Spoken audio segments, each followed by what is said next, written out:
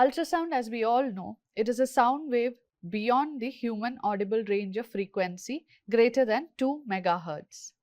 Ultrasound, the application in obstetrics, was brought about by Ian Donald way back in 1958, and since then ultrasound has come to be an indispensable part of modern obstetrics. Here we see this is an ultrasound machine, and to which various types of transducers are attached. This is the example of a transducer abdominal. This abdominal transducer, it will have the presence of various piezoelectric crystals, synthetic ones within itself. Once we switch on the current will pass through these transducers. It will cause vibration of these piezoelectric crystals, and this crystal will convert the electrical energy into mechanical energy. And that once it is put across, now for example on a patient's abdomen or a maternal abdomen, these sound waves or electrical energy which has got converted to mechanical energy or sound waves, that is passed through the abdomen of the patient, and once it reaches across to various organs or tissues, then a display of echoes, mainly it is through grayscale, which we consider a gold standard, and on grayscale we get across the various shades of grey which will give the acoustic information about the tissues, the size, location of structures, etc. to be evaluated. This is an example structure of a kidney on grayscale, in which we can see very well the outline of the kidney within the abdomen, retroperitoneal area to be precise, and internally we can see the cortical areas and the medullary region. The next most important mode of display is the M mode or the cardiac mode. This is mainly to correlate the heart rate or the position and time of objects in motion. Here we see an example of an M mode. This is that of a fetal heart. Once we put across an M mode across the fetal heart, we will be able to get a live heart beating which can be depicted through these waves. And here we can calculate the fetal heart rate from one point to the other as ventricular or atrial, whichever is needed. Next, the transducers. As we all are familiar with, transabdominal transducers and transvaginal transducers of varying frequency are present, and for early pregnancy evaluation, it is always better to use a transvaginal probe which has got a higher frequency, that is around 7 to 10 MHz. And transvaginal probes are very much superior because initial pregnancy, the pregnancy and the uterus, it is very well inside the pelvis, and then the transvaginal probe, that is this, can be closer to the target organs and the resolution will be better. Now a word about the safety of ultrasound.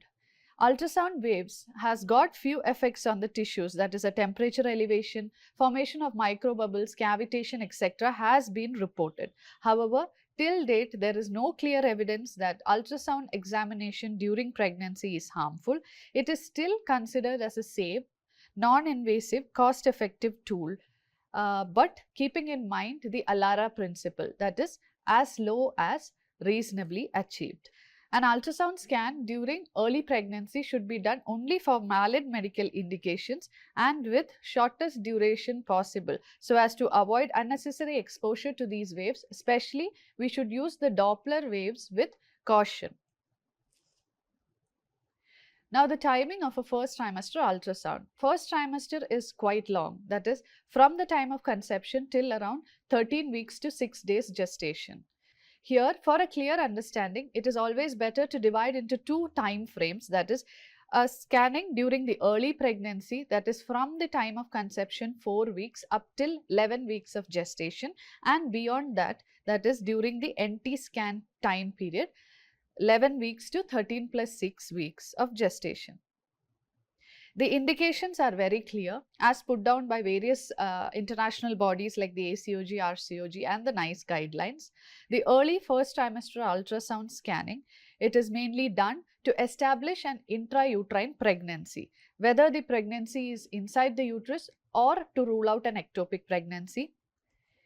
You can detect the viability of the fetus, whether it is a viable pregnancy or it is going for a failing. Identification of the number of gestations, whether it's a singleton or a multiple pregnancy. and of course the dating of the pregnancy. Not always that the woman has got a clear menstrual cycles which are regular. Hence, dating of pregnancy can also be found out from the early first trimester scans. Any other complications of early pregnancy like bleeding, a failing intrauterine pregnancy like anembryonic, abortions, incomplete, complete or inevitable, molar pregnancy, ectopic pregnancy, etc. can be found out through the early pregnancy scans. Also, to evaluate maternal pelvic organs and the pouch of Douglas, an early scan is useful. As an adjunct to chorionic villus sampling or an embryo transfer, localization and removal of an intrauterine contraceptive devices, all these are indications for an early ultrasound scanning during the pregnancy.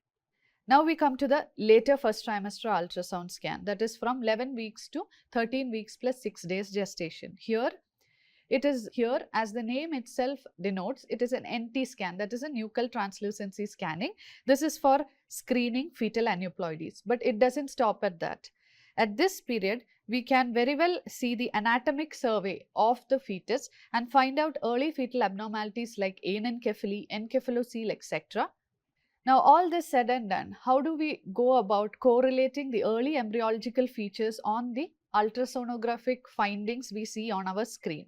For that, we have to know the early structures which are possibly denoted on an ultrasound scan machine.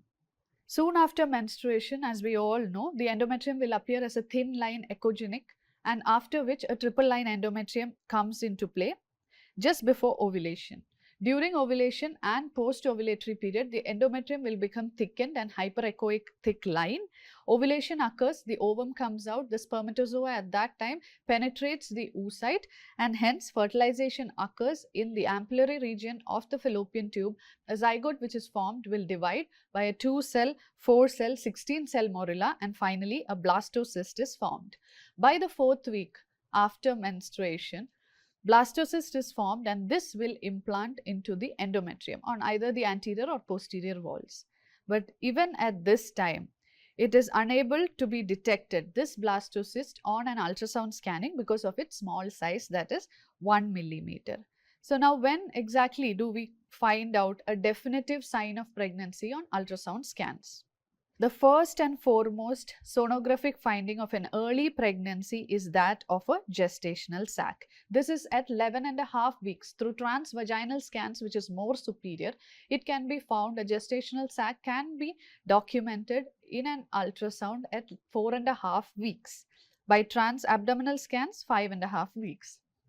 This on an ultrasound picture, as it's denoted here, it will be seen as a small, round, 2 millimeter fluid collection which is surrounded by an echogenic trophoblastic rim, that is shown here, hyperechoic area. Now, in this ultrasound image, we can very well see that there is a presence of a gestational sac which is surrounded by a hyperechoic trophoblastic rim, and it is eccentrically placed within the uterus. This is the cervix, and this is the endometrial lining which is thickened, and we can see it is interrupted by a gestational sac very well placed within the uterus. Now, the gestational sac, the growth of a sac is around 1 millimeter in diameter per day. This is important because we have to differentiate it from a pseudosac. A pseudosac is one which has an irregular shape. It will be filled with debris, and the trophoblastic area or rim around the gestational sac will be very weak, and it won't be as hyperechoic as we normally see. This is an example of a pseudosac in which we can very well differentiate it from the true sac. This looks unhealthy, and this is that of a pseudosac. Now we come across something known as the intradecidual sign. This is as early as 25 days of gestation up to 47 days of gestation. Ye et al.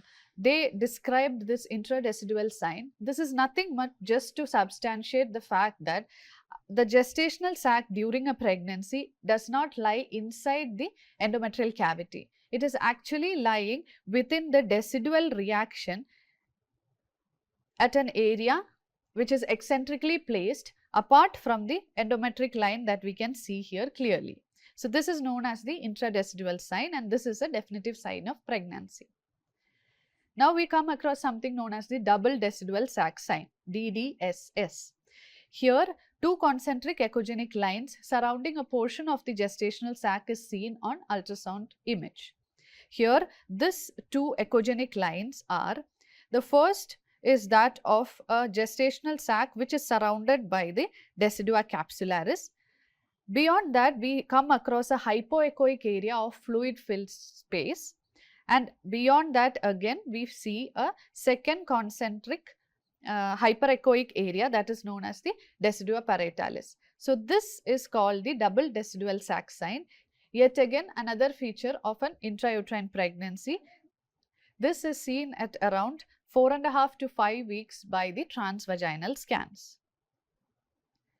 The next definitive structure that we see on an ultrasound image as a sign of pregnancy is that of the yolk sac. Inside the gestational sac, in this image we can see there is the presence of a concentric well-defined echogenic area with a sonolucent center that is known as the yolk sac. And this yolk sac, it is definitely visible by transvaginal scan by 5 weeks of gestation, and almost by 5.5 weeks it should always be present. That is the discriminatory time period. This is a reliable sign of intrauterine pregnancy. Now, this yolk sac, it will slowly increase in size up to a matter of 6 millimeter in diameter by around 10 weeks, after which this yolk sac will detach itself from the embryo. As we see in this image, it will detach itself from the embryo, float around freely in the chorionic cavity.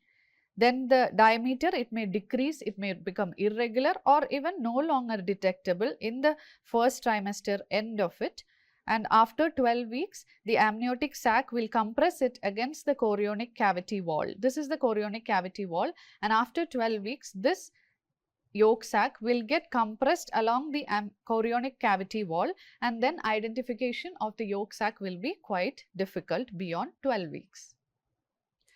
So now, as a recap, at 4.5 weeks of gestation on transvaginal scan, we will be able to see a definitive gestational sac. Inside that, around 5 to 5.5 weeks, we will be able to see the yolk sac. And then on the yolk sac at around 6 weeks of gestation, we see a focal thickening. In this ultrasound image, we can see a gestational sac. This is the yolk sac, and on one area, we see a focal peripheral thickening along the yolk sac, and this is called a mass of fetal cells known as the fetal pole or embryo. This embryo and the yolk sac, it will be lying close to the future placenta or to the wall of the gestational sac. And now from this period onwards, the gestational age can be found out by measuring the crown rump length or this fetal pole. So when do we see the cardiac activity? We have come across the fetal pole, whether it is live or not, that comes beyond the 6 weeks. A cardiac activity will be visualized once the primordial heart starts to develop and contract, and it can be identified easily by means of a grayscale ultrasound itself. By using M mode, we can identify or calculate the cardiac activity. We should always compare to the maternal heart rate to confirm that we are not seeing an arteriole if we are confused about the heart rate.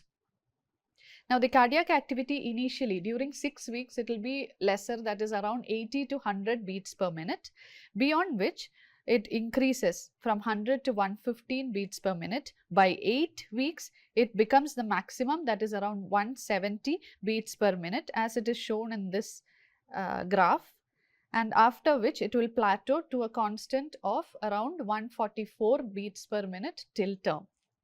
Now, this embryo, initially as I had mentioned, it will just be a subtle focal thickening on the periphery of the yolk sac. As it enlarges, it will conform from a straight line, it will form a C-shaped embryo, which can be very well depicted through this 3D ultrasound with a head end and a tail end, and this will be close to the yolk sac. The CRL, as I had mentioned, can be calculated from the crown of the embryo till the rump of the embryo, and the calipers have to be placed very clearly. Apart from this embryo and the yolk sac, we see another embryological structure that is known as the vitelline duct, and this is the connection between the embryo and the yolk sac. This is known as the vitelline duct, and this duct, it will help to transport the blood elements, nutrients and primordial cells from the yolk sac to the embryo, and hence it enlarges. Beyond a certain period, that is beyond around 8 to 9 weeks, this vitelline duct will itself undergo degeneration, and it will then form the future umbilical cord, which is developed from the yolk sac and the vitelline duct, and beyond which this will be providing nutrition to the embryo. By the end of 8th week, we should be able to identify a head and a body of the fetus. At this period, there will be a hypoechoic area within the head end of the fetus, and this should not be identified as an abnormality. This is actually the rhombencephalon or the future brain which is developing. The lower limbs shall also be forming along with the upper limbs, and there is a lag of lower extremities by around 4 to 5 days within the ultrasound image. The fetal heart should also be visible, and sometimes there will be subtle body movements that can be appreciated. Now, the placenta, this also forms beyond the 8 weeks. Usually, we see the hyperechoic ring around the gestational sac, which is uniformly distributed. But beyond 8 weeks, it becomes an asymmetrical focal thickening within which the embryo and the yolk sac, etc. can be made out. In this ultrasound image, we can see there is a focal thickening of the future placenta. By 9 weeks, as we can see in this image, the extremities start protruding, the embryo starts forming much more clearly, and it is always in a C-shaped manner. The trunk elongates and straightens beyond 9 weeks. Now, beyond 9 weeks, that is when a CRL of 22 to 31 millimeter, we can very well make out the formation of an embryo. From C-shaped, it comes to an elongated shape, and we can make out the head end and the tail end. In this image, it is shown that of a C-shaped embryo, but with a connection from the anterior abdominal wall of the fetus to the future placenta. And this connection, that is known as the physiological herniation, will be seen into the umbilical cord. Also, spontaneous twitching movements and movements of the fetus can be appreciated in some cases. By the 10th week, a distinctly human appearing embryo can be made out, in which the feet and the hands, all these can be made out, and tail end is no longer present. Now, a word about the amnion. There is something known as the amniotic cavity and the chorionic cavity. The amnion during early gestational period, it is not identified until around 7 weeks. That is because before that, it is very thin, about 0.02 to 0.5 millimeter. After which, along with an embryo, this thin amniotic membrane can be seen forming. It will be closely applied to the embryo also. Now, about the outer chorion, beyond the amnion, as we see in this image clearly, this is the embryo, this is the yolk sac, and beyond which there is a thin amniotic band which can be seen, and inside this amniotic amnion, we can see the presence of fluid, that is in the amniotic cavity or amniotic fluid.